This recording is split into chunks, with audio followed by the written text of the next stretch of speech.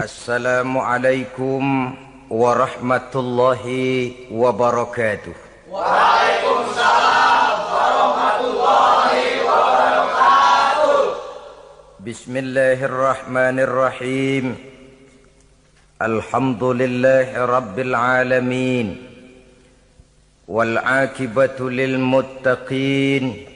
Wala udwana illa 'alal zalimin. Wassalatu wassalamu ala ashrafil anbiya'i wal mursalin, imamil muttaqin, sayyidil ghurril muhajjalin, wa ala alihi wa ashabihil mujahidin at-tahirin, amma ba'du. Saudara-saudara kaum muslimin rahimakumullah. Nabi Musa alaihi salam adalah salah seorang nabi yang termasuk di dalam kelompok ulul azmi, 5 di antara yang terbesar. Beliau mendapat gelar kalimullah, artinya rasul yang pernah diajak dialog langsung oleh Allah subhanahu wa ta'ala.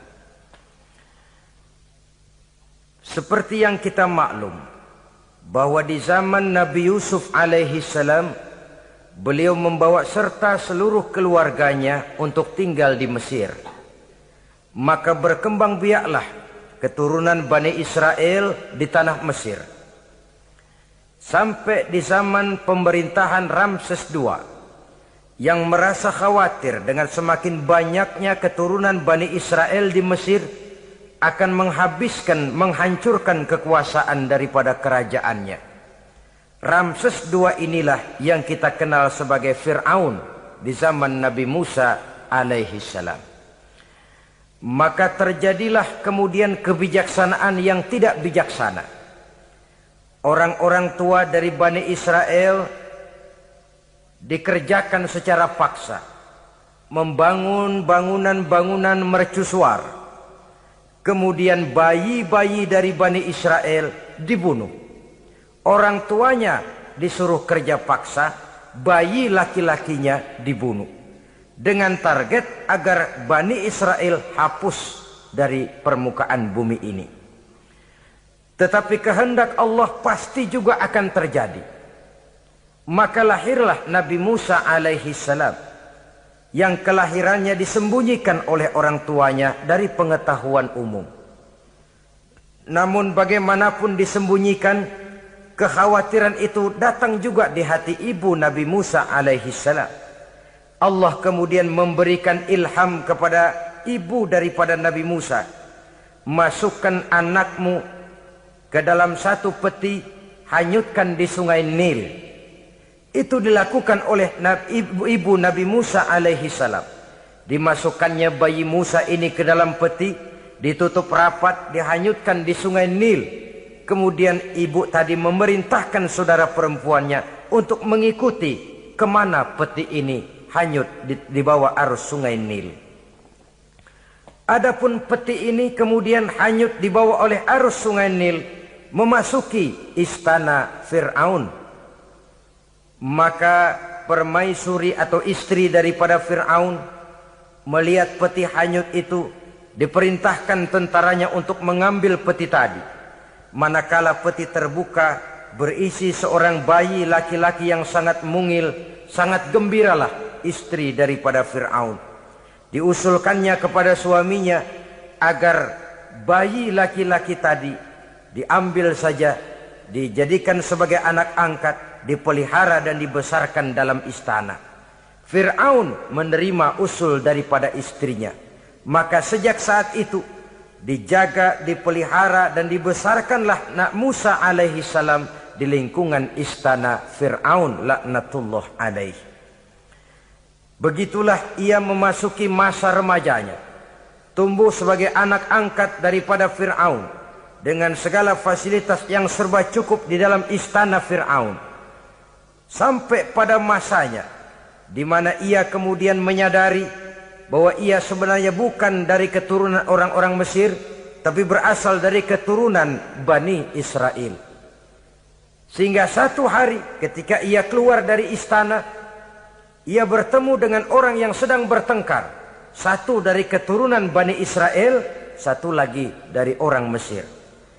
Musa membantu orang Israel ini melerai perkelahian, tapi kemudian Nabi Musa memukul orang Mesir tadi, dan memang hebat, sekali pukul mati.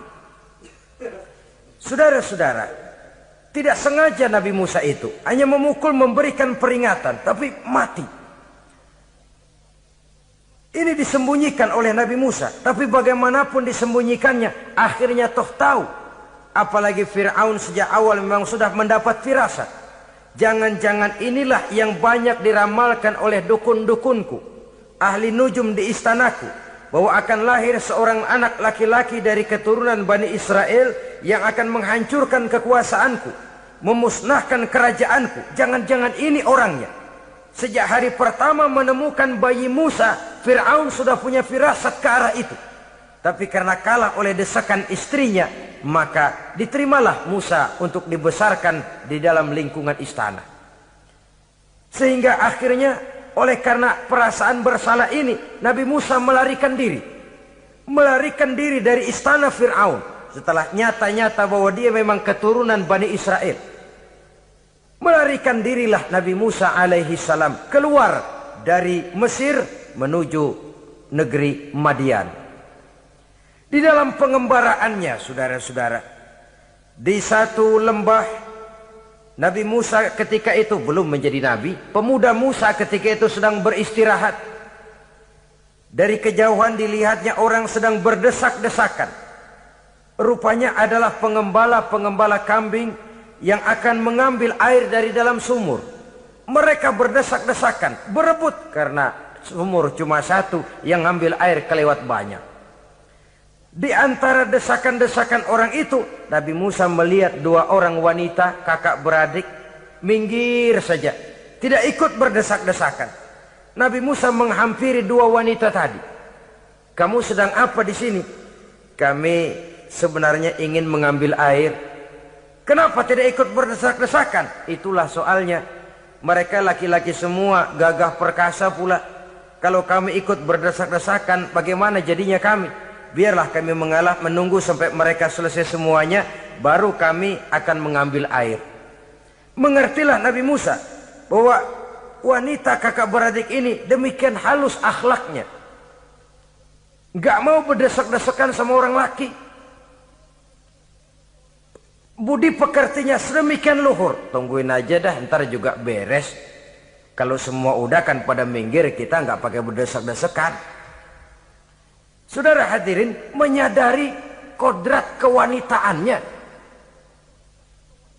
sehingga berdesak-desakan itu saja sudah dianggap bisa mengurangi citranya sebagai wanita. Biar dia ngalah aja, tungguin ntar juga rapi. Bukan malah ikut ngerangsek. Enak nih berdesakan sama orang laki nih, lumayan nih.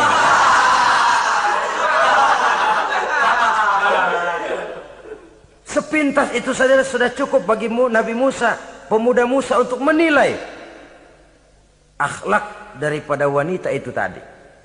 Oh, kalau kamu nunggu begini aja lama, kata Nabi Musa. Sudah, sini saya tolongin. Diambil embernya, Nabi Musa ikut berdesakan. Karena Nabi Musa memang kuat badannya. Gak lama sudah dapat air. Sodorkan ke sana. Si wanita segera tahu bahwa pemuda ini begitu baik budi pekertinya, mau menolong orang yang dalam kesusahan. Akhirnya, bagaimana kalau kamu ikut saja ke rumah saya? Bapak saya sudah tua, senang hatinya kalau kamu ikut ke rumah, kenalan sama bapak saya. Ayolah, ayolah, berangkatlah. Dalam perjalanan, si wanita ini berjalan duluan, Nabi Musa di belakang. Kemudian Nabi Musa bilang, sebentar, saya duluan, kamu belakangan. Kenapa rupanya? Angin nakal bertiup menghembus pakaian si wanita, sehingga memberikan gambaran yang agak jelas tentang warna, bentuk, postur badan si wanita itu tadi. Sekarang Musa yang menunjukkan budi pekerti yang luhur. Gak mentang-mentang ditiup angin, nah mumpung nih.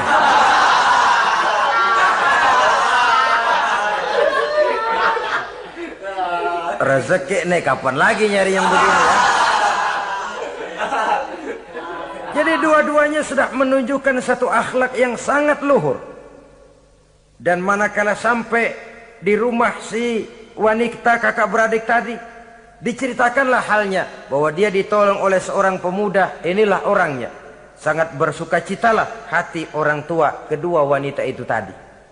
Lalu usul si wanita tadi, Pak, kita kan di sini banyak punya kambing, nggak ada yang bantuin gembala. Bapak sudah tua. Kalau ini orang kita minta tinggal di sini saja, gimana Pak? Ya terserah kamulah. Akhirnya Nabi Musa tinggal di sana. Menurut satu riwayat 8 tahun ikut mengembalakan kambing. Dan orang tua tadi tidak lain adalah Nabi Syuaib alaihi salam, yang pada akhirnya kemudian Nabi Musa dikawinkan dengan wanita itu tadi. Setelah berumah tangga, Nabi Musa ingat kembali bahwa ia sesungguhnya keluar dari Mesir karena menghindarkan diri. Bahwa kaumnya Bani Israel hidup di Mesir itu tertindas di bawah rezim kekuasaan Fir'aun yang zalim. Dikerjakan secara paksa, wanita dipermalukan, bayi-bayi laki-laki dibunuh. Tergerak hatinya.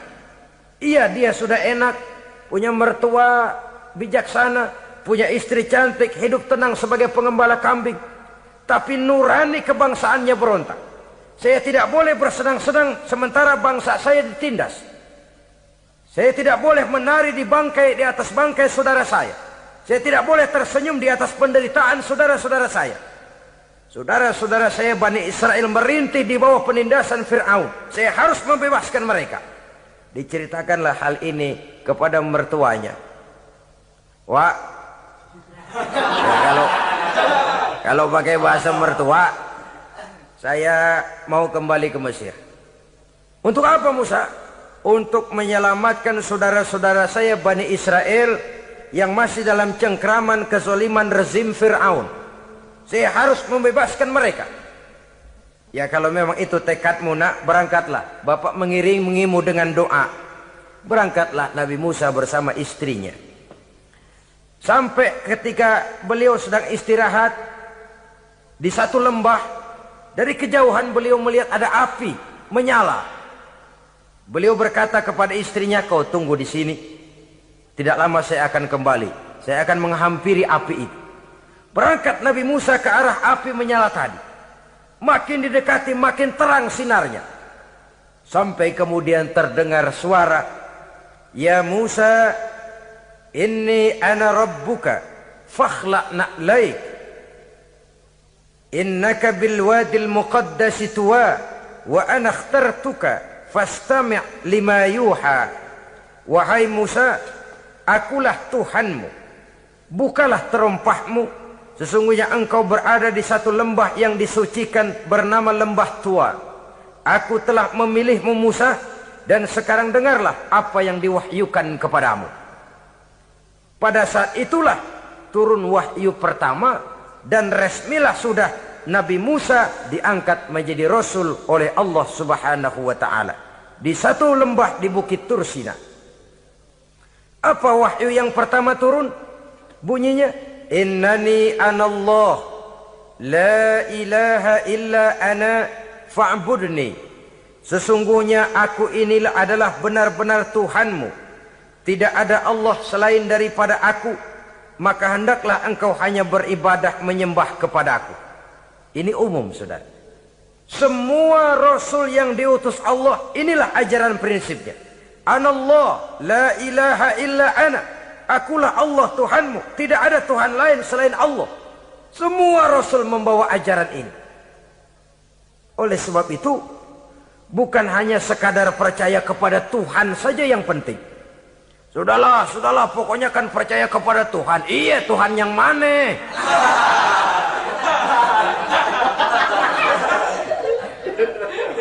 Sebab kalau sekadar percaya kepada Tuhan, rasanya semua agama percaya kepada Tuhan. Begitulah orang Hindu percaya kepada Tuhan, tapi Tuhan menurut mereka Trimurti, Wisnu, Shiva, Brahma. Orang Buddha percaya kepada Tuhan, tapi Tuhan dalam pandangan mereka ada Tuhan kecil Hinayana, ada Tuhan besar Mahayana. Orang Majusi juga percaya kepada Tuhan, tapi Tuhan dalam pandangan mereka ada Tuhan kebaikan namanya Ahriman, ada Tuhan kejahatan namanya Ahura Mazda.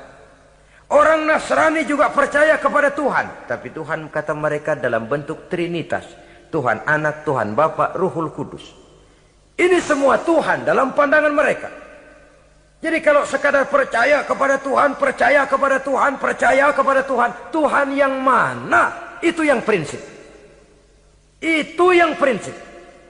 Sebab salah kita dalam mempercayai Tuhan, kita akan terjebak ke dalam penyakit. Kalau tidak kufur, syirik. Dan dua-dua itu bapak moyangnya dosa. Sebab itu Islam menyelamatkan kita masyarakat manusia. Ya ayyuhan nasu ubudu rabbakumul ladzi khalaqakum. Hai manusia, Tuhanmu yang perlu kamu sembah itu hanyalah Tuhan yang telah menciptakan kamu. Dan itu tidak lain adalah Allah yang lam yalid wa lam yulad wa lam yakul lahu kufuwan ahad, yang laisa kamitslihi syai'un.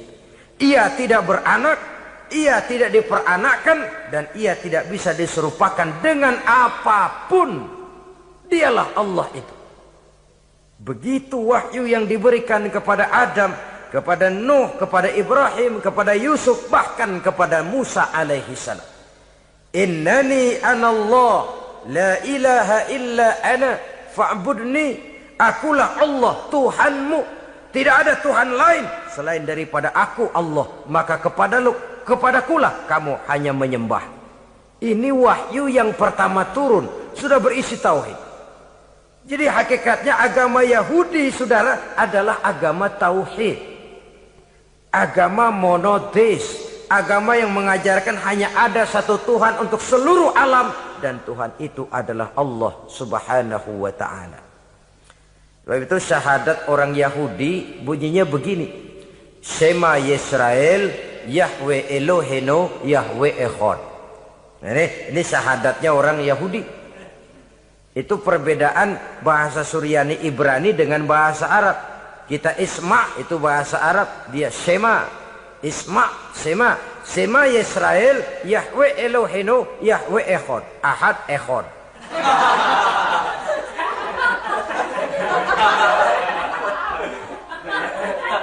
Maksudnya jelas. Shema Yisrael, Yahweh Elohenu, Yahweh Echad. Dengarlah hai Israel, Tuhan kita ialah Tuhan yang Esa.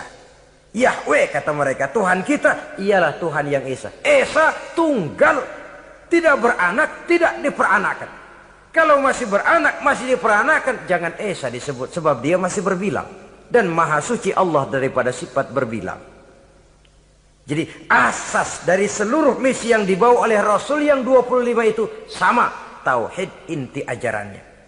Setelah tauhid, wa aqimis sholata li zikri, dan dirikanlah solat untuk mengingat aku.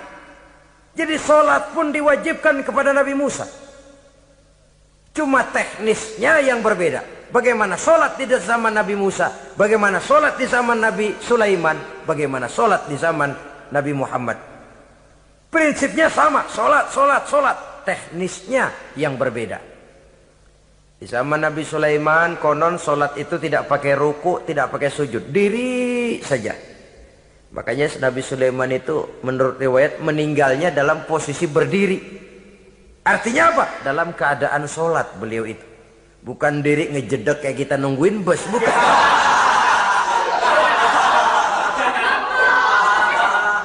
Berdiri dalam kondisi solat.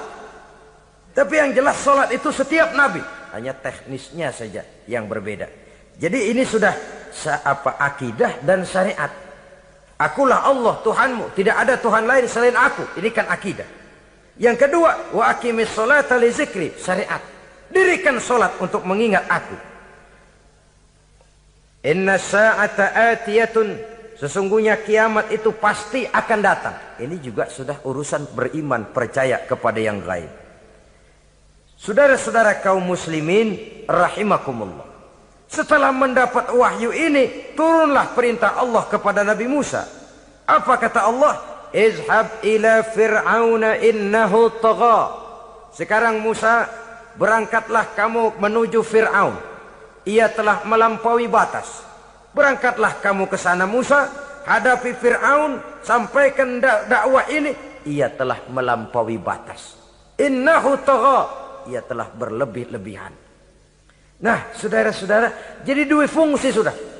Kalau pada mulanya Nabi Musa berniat kembali ke Mesir hanya untuk membebaskan kaumnya Bani Israel, sekarang malah bertambah. Tidak hanya sekedar itu, malah lebih utama adalah menyampaikan risalah, menyampaikan misi kerasulannya, menyadarkan Fir'aun, menegakkan tauhid, mengembangkan syariat. Bertambahlah tugas Nabi Musa sebagai pejuang bangsa, juga sebagai mujahid, pejuang agama. Pada mulanya sebagai pejuang bangsa tuh. Artinya Nabi Musa ini kembali kepada Fir'aun di Mesir, tujuannya tadi kan cuma untuk membebaskan Bani Israel kaumnya. Ini pejuang bangsa. Tapi di tengah jalan ia mendapat wahyu. Berangkat kau kepada Fir'aun, innahu tagha, ia telah melampaui batas. Sadarkan dirinya, canangkan tauhid, sampaikan syariat. Bertambahlah tugasnya. Lebih daripada sekedar pejuang bangsa, ia juga pejuang agama, pejuang tauhid. Dwi fungsi. Kadang-kadang ada pejuang agama tapi tidak pejuang bangsa. Kadang-kadang ada pejuang bangsa tapi tidak pejuang agama. Nah, saudara-saudara kaum muslimin rahimakumullah, idealnya ya kedua-duanya. Ya pejuang agama, ya pejuang bangsa juga. Mendapat tugas seperti ini, apa permohonan Nabi Musa alaihi salam? Beliau berkata, qala rabbi shrah li sadri wa yassir li amri wahlul 'uqdatam min lisani yafqahu qawli waj'al li waziran min ahli Haruna akhi usdud biha uzri. Ini permohonan Nabi Musa ketika dilantik menjadi rasul, diberikan tugas, berangkat kau ke Mesir, sampaikan risalah ini kepada Fir'aun karena ia telah melampaui batas. Apa permohonan Nabi Musa? Rabbi syrah li sadri, ya Allah, lapangkan hati saya. Wa yassir li amri, mudahkan urusan saya. Wahlul 'uqdatam min lisani, buka kebekuan lidah saya. Yafqahu qawli, sehingga mereka mengerti apa yang akan saya bicarakan. Ini kondisi dasar. Memulai satu perjuangan dengan persiapan dasar. Apa permohonan pertama? Isyrah li sadri, lapangkan jiwa saya. Menghadapi musuh dengan jiwa yang lapang itu penting. So, kalau kita menghadapi musuh dengan jiwa yang sempit, kita sudah kalah sebelum perang. Menghadapi musuh dengan jiwa yang lapang, artinya masih berharap kalau dia mau mengikuti ajaran ini. Jadi pada tahap pertama itu datang bukan sebagai orang yang mau membasmi, tapi sebagai orang yang mau menyelamatkan. Ini perlu jiwa yang lapang. Sebab dakwah Nabi Musa itu kan pertama menyadarkan Fir'aun dulu. Nanti akan kita lihat setelah disadarkan dengan kata-kata, tidak kena juga dengan bukti berupa mukjizat. Masih bandel juga. Musa mohon supaya dikirim bencana. Masih nggak mempan juga, habis dah urusan. Jadi ada tahapan-tahapan sesuai dengan kemungkinan Fir'aun bisa menerima. Sama juga bayi itu kan kalau baru lahir ke dunia, brol, kasih susu emaknya dulu. Gedean dikit, bubur. Gedean lagi, nasi ulek dah. Udah gede betul, nasi. Udah gede banget, jengkol jijelin.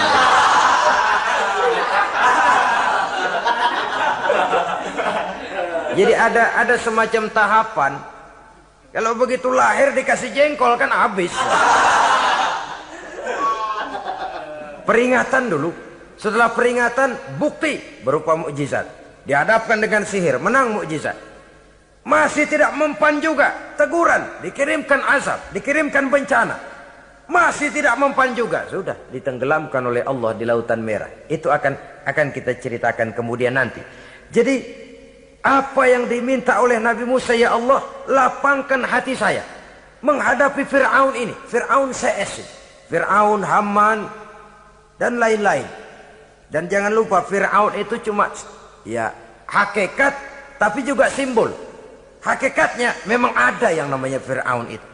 Simbol karena Fir'aun selalu berkembang. Di setiap zaman, di setiap tempat, Fir'aun selalu ada. Cuma liciknya Fir'aun ini kemana dia pindah, ke situ dia ganti nama. Orang sering lupa. Padahal isinya Fir'aun. Namanya bisa Hitler, namanya bisa Mussolini, namanya bisa Stalin. Tapi isinya Fir'aun. Kemana dia tinggal, di situ dia ganti nama.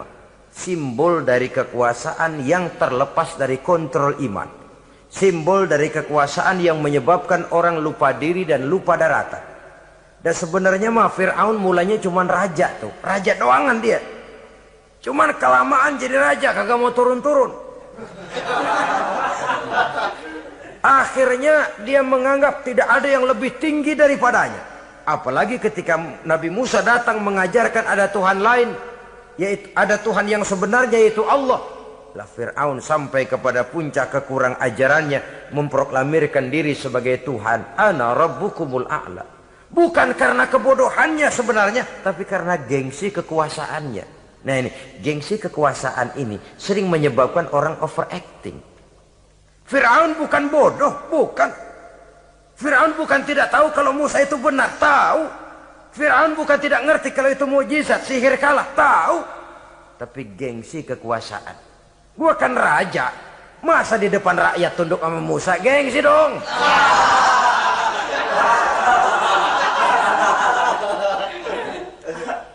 Cobalah lihat, gengsi kekuasaan sering membuat orang mau menginjak-injak kebenaran. Mau membohongi hati nuraninya sendiri. Mau membohongi kolbinya, hatinya. Padahal itu sudah, orang kalau sudah hatinya sendiri dibohongin, apalagi orang lain, sudah manusia paling kejam itu. Cuma karena gengsi kekuasaan saja. Gengsi kekuasaan kadang menganggap remeh kecil Nabi Musa. Kadang merasa besar di depan rakyatnya, tiba-tiba harus tunduk kepada dakwah Musa. Ntar dulu, ada apa sama Musa? Dia kanyut, gue yang ngangkat. Iya toh, peristiwa di Sungai Nil itu. Karena aku yang nyelamatin, aku yang besarkan dia di istanaku. Gengsi kekuasaan sering menyebabkan orang overacting. Bukan karena kebodohannya, dia tahu itu benar. Tapi dia berat untuk mengikutinya. Kenapa? Gengsi kekuasaan. Inilah watak Fir'aun. Oleh sebab itu Nabi Musa minta, ya Allah, lapangkan hati saya menghadapi orang kayak Fir'aunin. Wa yassirli amri, dan mudahkan urusan saya. Ini orang berjuang itu, saudara, setelah segala taktik dan strategi dibicarakan, segala persiapan fisik disiapkan, jangan lupa wa yassirli amri, ya Allah, mudahkan urusan saya. Sebab sepanjang yang bisa kita lakukan hanyalah berusaha dan berusaha. Kepastian, ketentuan, hak prerogatif daripada Allah Azza wa Jalla. Kalau Allah memberikan kemudahan, satu dunia orang mau menghadang, no problem. Kalau Allah sudah memberikan kemudahan, satu dunia orang mau mendatangkan kesulitan, gak ada gunanya. Wa yassirli amri, mudahkan kiranya urusan saya ini, ya Allah. Karena sudah terbayang oleh Musa. Pertama, faktor psikologis. Bagaimanapun Fir'aun itu kan bapak angkat sendiri. Ya orang kalau nasihatin orang lain barangkali nggak terlalu jadi beban moral. Tapi kalau sudah menasehati orang yang pernah mengasuh dan membesarkan dia, itu kan beban moral. Sulit posisi ini. Apalagi kekuasaan mutlak berada di tangannya, tentaranya gagah perkasa. Wa yassirli amri, mudahkanlah urusan saya, ya Allah. Lapangkan hati, mudahkan urusan. Saudara-saudara kaum muslimin rahimakumullah. Permohonan yang ketiga dari Nabi Musa, setelah minta dilapangkan hati dan dimudahkan urusan, wahlul 'uqdatam min lisani, bukalah kebekuan lidahku. Satu riwayat menjelaskan bahwa Nabi Musa memang agak gagap kalau bicara. Riwayat lain menjelaskan bahwa beliau agak sedikit cadel. Tapi yang jelas, minta agar dibukakan kebekuan lidah. Ini mengandung satu pelajaran. bahwa cara menyampaikan sesuatu akan sangat menentukan sesuatu itu sendiri. Sesuatu yang baik, kalau salah cara kita mengucapkannya, salah cara kita menyampaikannya, jadi tidak baik kesan orang. Ini soal ucapan. Soal hati itu Allah saja yang tahu. Tapi kan orang sebelum tahu hati ini, omongan yang didengar, tingkah laku yang dilihat. Maka ini yang diminta oleh Nabi Musa alaihissalam. Misi risalah ini berat. Menyampaikan pesan ilahi ini tidak ringan. Kalau salah saja ngomong, akan timbul kesalah pengertian. Oleh sebab itu, wahlul 'uqdatam min lisani, bukalah kebekuan lidah saya ini, supaya lancar bicara untuk menyampaikan yang hak, menghancurkan yang batil. Cara kita menyuguhkan sesuatu sangat menentukan sesuatu itu sendiri. Saudara datang ke rumah saya, yang saya suguhkan cuma segelas teh pahit dan singkong goreng. Tapi kalau dengan kata-kata yang menyentuh, enak didengar telinga, nggak berasa tuh singkong goreng. Sebaliknya yang disuguhkan makanan mahal, mewah, lezat, caranya kasar, omongannya nggak enak didengar. Maka anda sikat abisin deh, gue tahu lu lapar, abisin deh.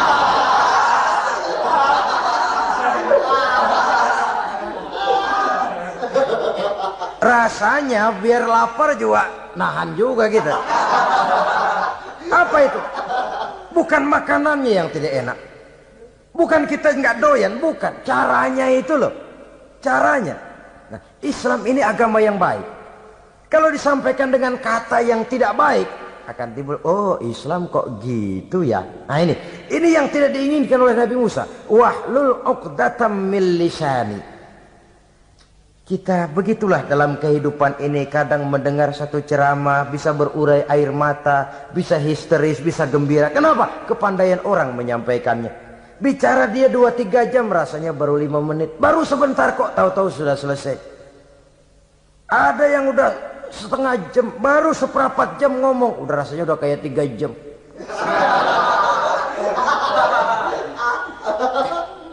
Kita udah berbisikkan, udah dah. Wahlul 'uqdatam min lisani.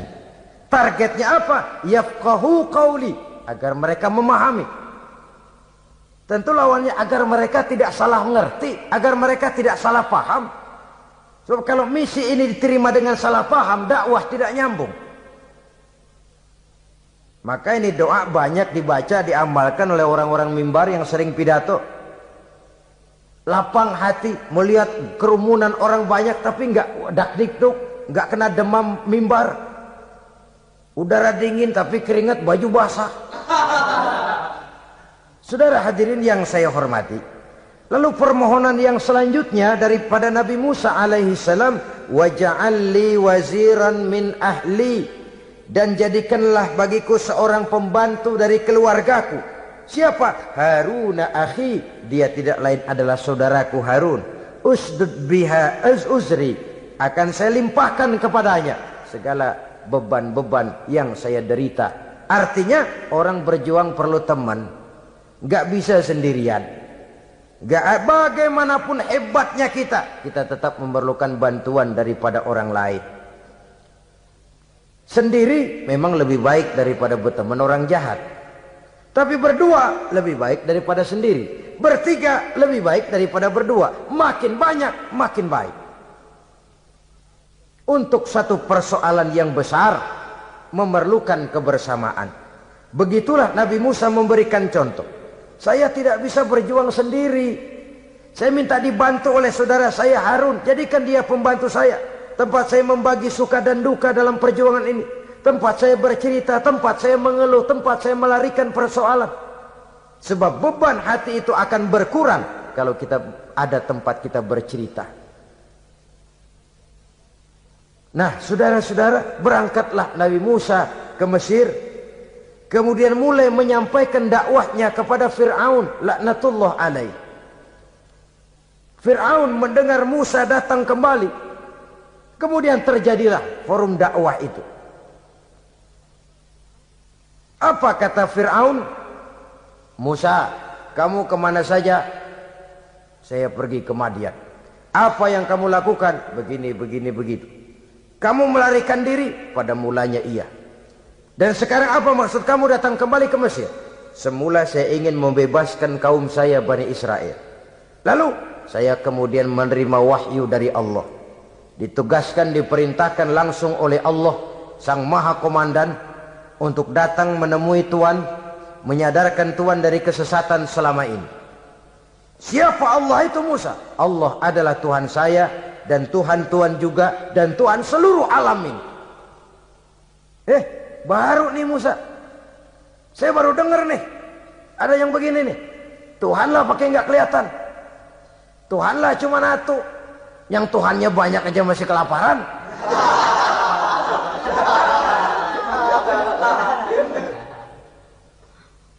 Di mana Tuhan? Tuhan saya bersemayam di aras, tempat yang sangat tinggi. Hei Haman, kata Fir'aun kepada Perdana Menterinya, bikin menara yang tinggi. Bikin rakyat kerja paksa lagi, bikin menara tinggi. Naik Fir'aun ke atasnya, ngelepas panah dari atasnya. Menurut satu riwayat, panah itu ditangkap oleh malaikat, ditublaskan ke ikan, lalu dikembalikan lagi kepada Fir'aun dalam kondisi di mana panah itu berdarah. Dia tangkap lagi oleh Fir'aun, turun ke bawah, pidato di depan rakyatnya.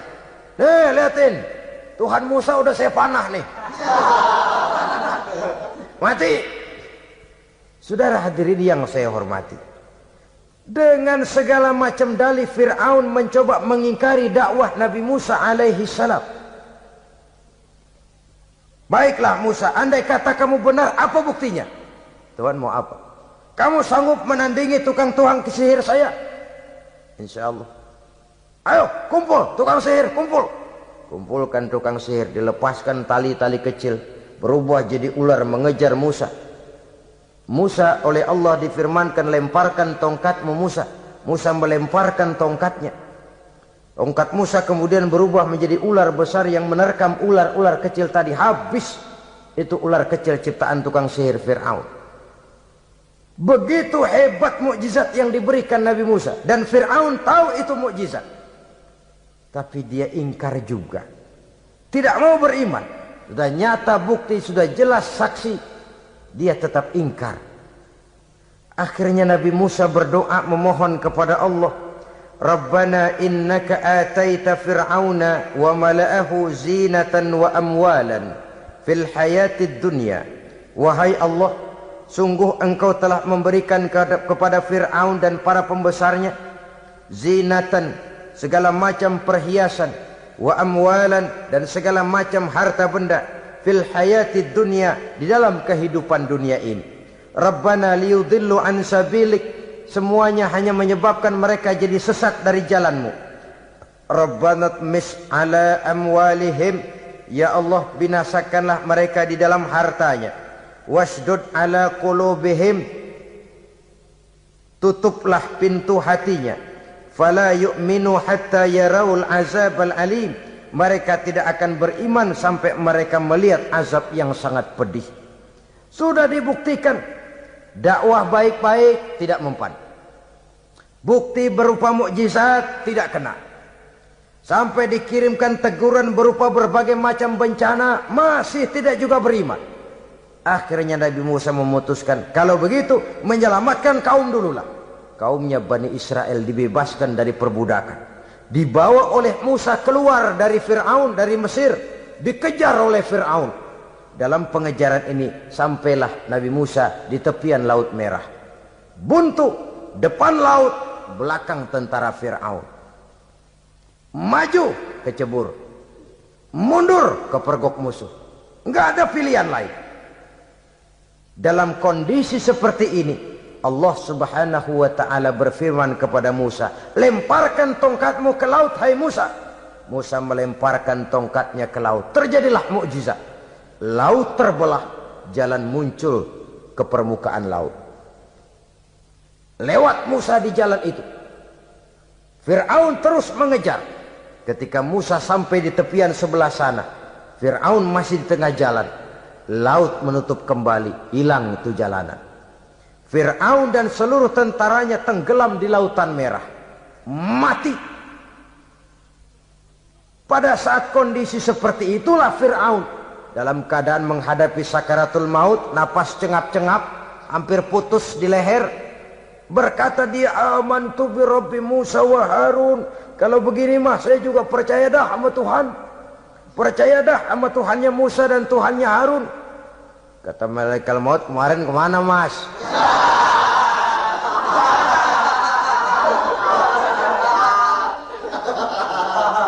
Sudah gini hari baru mau percaya, terlambat. Terlambat.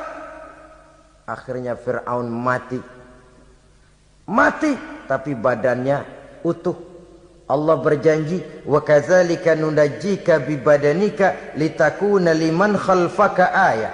Kami selamatkan badanmu Fir'aun agar menjadi pelajaran bagi orang-orang sesudah kamu nanti.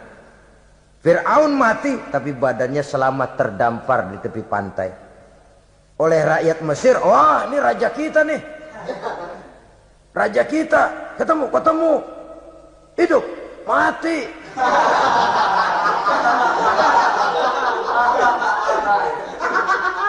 Kemudian sesuai dengan tradisi raja waktu itu, dimumilah badannya, diawetkan, sehingga sampai sekarang jenazah atau jasad daripada Fir'aun ini masih tersimpan dengan baik di museum negara di Mesir itu. Saudara-saudara kaum muslimin rahimakumullah. Jadi satu hal yang bisa kita ambil pelajaran daripada riwayat perjalanan dakwah Nabi Musa ini, bahwa dakwah menyampaikan risalah memang bukan jalan lurus dan licin bertabur bunga di kanan kirinya. Dakwah menyampaikan pesan agama, jalannya berliku, berbelok, menanjak, menurun, banyak onak dan duri di sekelilingnya. Yang paling makan hati adalah apabila sudah berdakwah kepada penguasa yang zalim, seperti halnya Fir'aun ini. Bagaimanapun ia punya kekuasaan, ia punya tentara, ia bisa menghitamkan yang putih, ia bisa memutihkan yang hitam. Kalau bukan iman yang jadi landasan moral dalam perjuangan, orang mudah frustasi. Kalau berdakwah kepada rakyat kecil, resiko kurang. Kalau berdakwah kepada para pengusaha, resiko kurang. Kalau berdakwah kepada kelompok-kelompok yang tidak memegang kekuasaan, resiko kurang. Tapi kalau sudah kelompok memegang kekuasaan, yang tersinggung gengsi kekuasaannya, disitulah resikonya sedemikian besar. Ini yang dihadapi oleh Nabi Musa alaihi salam. Tapi yang dijalaninya dengan tabah, dengan tekun. Karena kebenaran memang bisa ditekan, tapi satu hal yang jelas, kebenaran sama sekali tidak akan bisa dikalahkan. Buat sementara dia bisa ditekan, tapi lambat atau cepat dia pasti akan muncul ke permukaan, dan kebenaran jugalah yang akan tampil sebagai pemenang. Sebenarnya kurang apa Fir'aun? Kekuasaan mutlak berada di tangannya. Seluruh menteri-menterinya adalah pendukungnya belaka.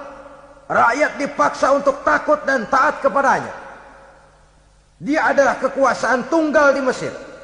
Sementara kaum Bani Israel berada di bawah penjajahannya, penindasannya, kesewenang-wenangannya. Dan bahkan ketika Nabi Musa sudah menyampaikan dakwahnya, Fir'aun malah sempat mengungkap jasa. Musa, kamu kok sekarang bisa begitu? Enggak ingat ya dulu kamu hanyut di sungai Nil, istri saya kan yang angkat, saya yang besarkan di istana saya. Kok sekarang kamu bisa ngelawan saya sih? Ini biasa. Apa jawab Nabi Musa? Kenikmatan yang kau berikan kepada saya belum seberapa ketimbang penghinaanmu kepada kaum saya Bani Israel. Jangan kau menyangka Fir'aun, kalau saya kau bikin senang, saya lalu akan mau mengkhianati bangsa saya sendiri. Tidak.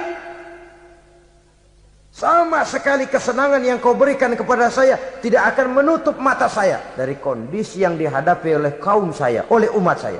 Mereka tersiksa, mereka menderita, mereka merana.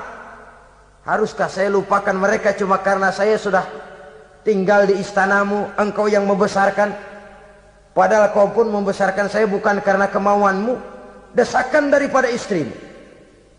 Jangan ngitung-ngitung jasa Fir'aun. Andai katamu jasamu ada kepada saya, belum seberapa ketimbang penghinaanmu kepada bangsa saya Bani Israel. Di situ Nabi Musa menunjukkan sifat nasionalisme yang sangat tinggi, rasa nasionalisme yang sangat mendalam. Kadang-kadang kan orang ya seperti di zaman penjajahan Belanda, karena diangkat jadi tuan tanah, bangsanya sendiri diinjak-injak. Karena diangkat jadi centeng dikit dah, kumis mbaplang dah, bukan main. Bangsanya sendiri diinjak-injak. Fir'aun mengingatkan ini, kalau cara kita lo gede di sini, makan di sini, segala macam di sini dah, masa lupa kacang sama kulitnya.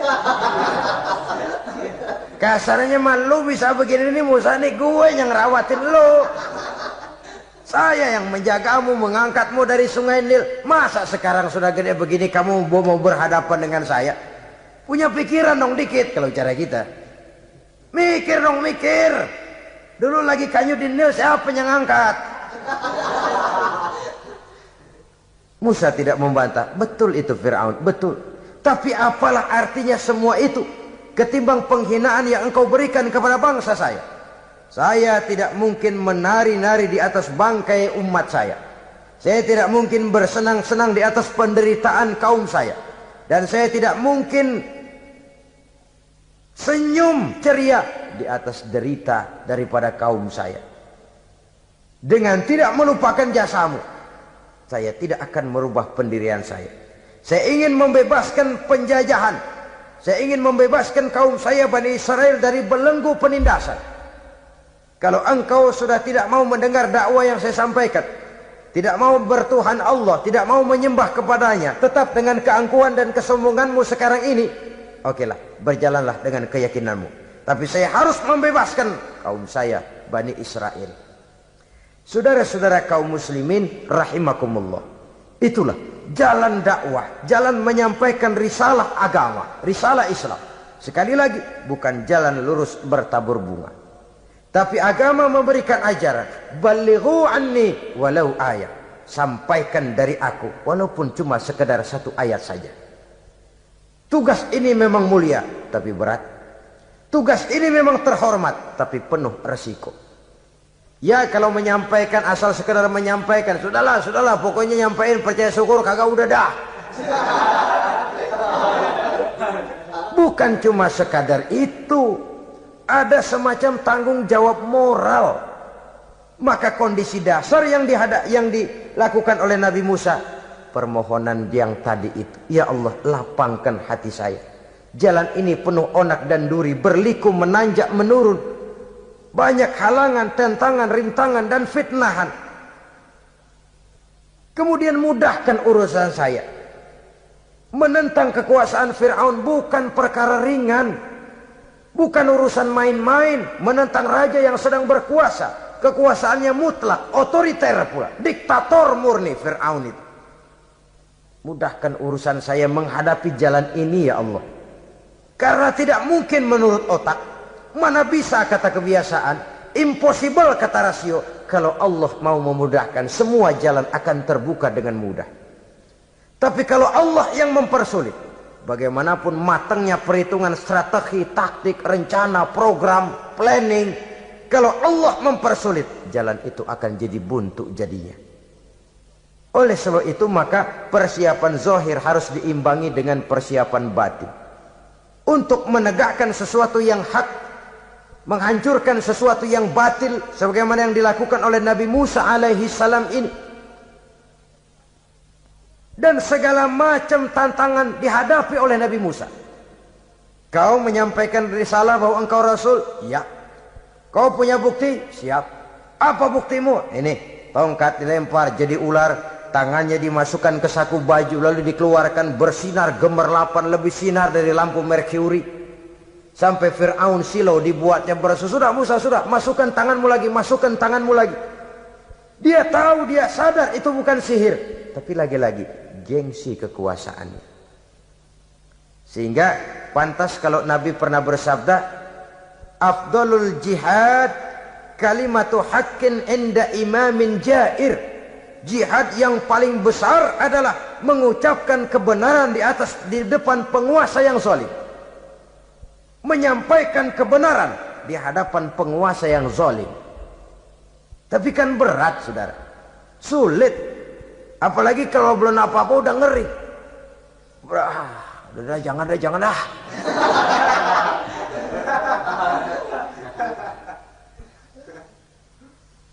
Itu sebabnya Ishrah li sadri, lapangkan hati saya.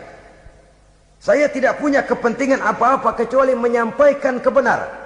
Kalau sudah ada kepentingan pribadi, itu yang sering jadi handicap. Itu yang sering jadi jurang pemisah antara kita dengan orang yang akan kita sampaikan kebenaran tadi. Saudara-saudara kaum muslimin rahimakumullah, maka terasa benar relevannya doa yang diajarkan oleh Rasul kepada kita.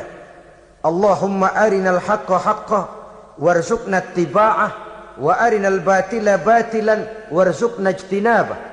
Ya Allah, tunjukkan kepada saya bahwa yang benar itu benar, berikan saya kekuatan untuk mengikutinya. Ya Allah, tunjukkan kepada saya bahwa yang salah itu salah, berikan saya kekuatan menghindarinya. Kenapa?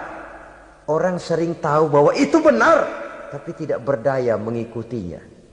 Seperti Fir'aun, tahu bahwa Musa itu benar. Abu Jahal, Abu Lahab juga tahu bahwa Nabi Muhammad itu benar.